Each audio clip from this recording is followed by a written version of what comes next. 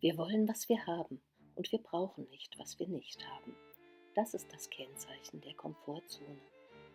Dort ist es routiniert, ruhig und es gibt wenig Angst. Das gespiegelte Selbst wird bestätigt, die Beziehung ist warm und gemütlich und es gibt viel gegenseitige Unterstützung. Die Wachstumszone dagegen ist gekennzeichnet durch Veränderung, Instabilität und Unsicherheit. Das eigene Selbst entwickelt neue Facetten der Identität, neues Verhalten, andere Wege zu sein. Man kennt sich selbst nicht mehr und man weiß nicht, ob man das neue Ich überhaupt mag. Man fragt sich, ob man überhaupt noch zusammenpasst. Man braucht viel Bestätigung vom anderen.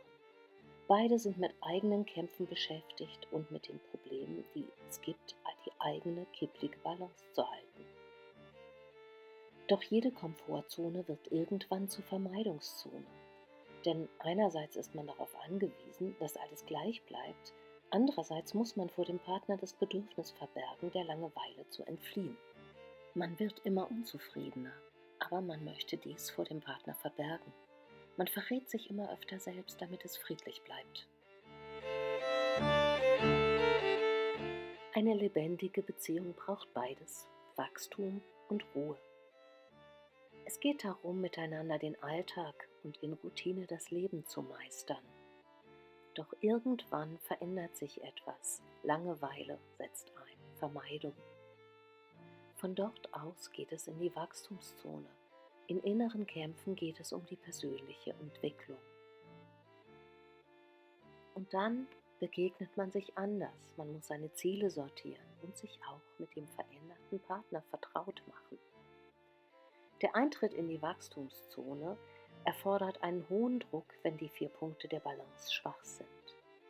Die Basis dafür ist, sich selbst beruhigen zu können. Einander beruhigen zu können wäre schön, aber ist nicht Voraussetzung für diesen Schritt.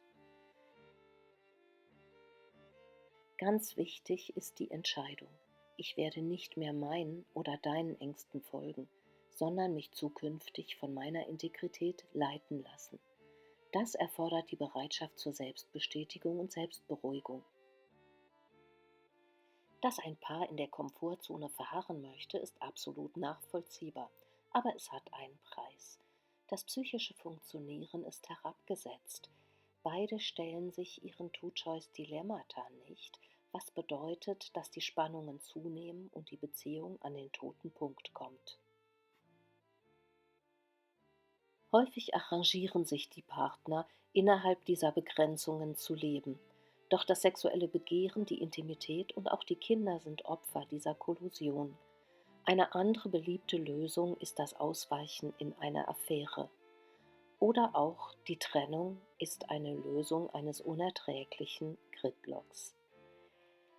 Eine andere Alternative wäre das Eintreten in die Wachstumszone. Während es einen Konsens erfordert, dass die Beziehung in der Komfortzone bleibt, reicht es, wenn eines von beiden in die Wachstumszone eintritt. Das heißt, es erfordert nicht die Erlaubnis des Partners oder der Partnerin. Der Prozess und auch die Therapie stagnieren, wenn der Fokus darauf liegt, den Partner oder die Partnerin mitzuziehen. David Snarch sagt, es gibt Probleme, die können nicht einfach gelöst und vergessen werden. Die Lösung gibt es erst, nachdem man hindurchgegangen ist. Erst dann existiert überhaupt eine Lösung. Denn die Lösung ist, zu wachsen und sich zu entwickeln.